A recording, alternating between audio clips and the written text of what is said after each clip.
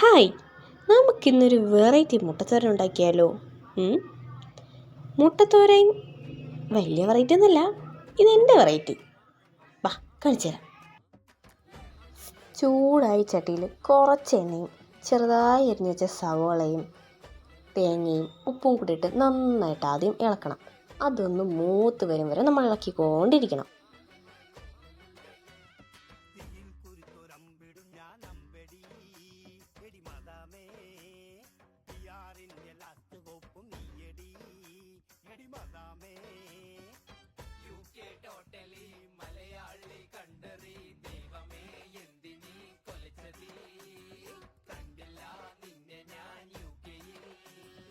അതിനുശേഷം മസാലയും കുരുമുളകും മുളക് പൊടിയും ചേർത്ത് നമുക്കൊന്ന് ഇളക്കാം.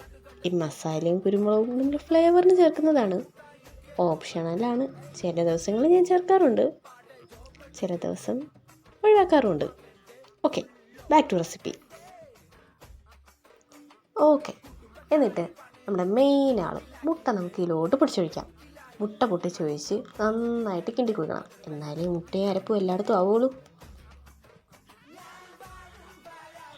എന്നിട്ട് നമുക്കിതിലോട്ട് നമുക്ക് ആവശ്യമുള്ള കുറച്ച് ചോറ് ഇട്ട് കൊടുക്കാം.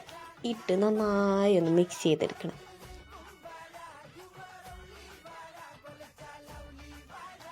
അതൊന്ന് മിക്സായി സെറ്റായി വരുമ്പോഴേക്കും പയ്യെ അടുപ്പിറക്കി നമുക്കത് പാത്രത്തിലോട്ട് മാറ്റാം.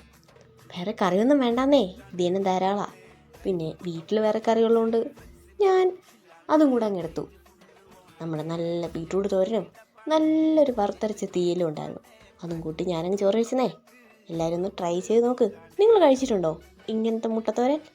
ഉണ്ടെങ്കിലും ഇല്ലെങ്കിലും കമൻറ്റിൽ പറയാൻ മറക്കരുത് കേട്ടോ. ബായ്.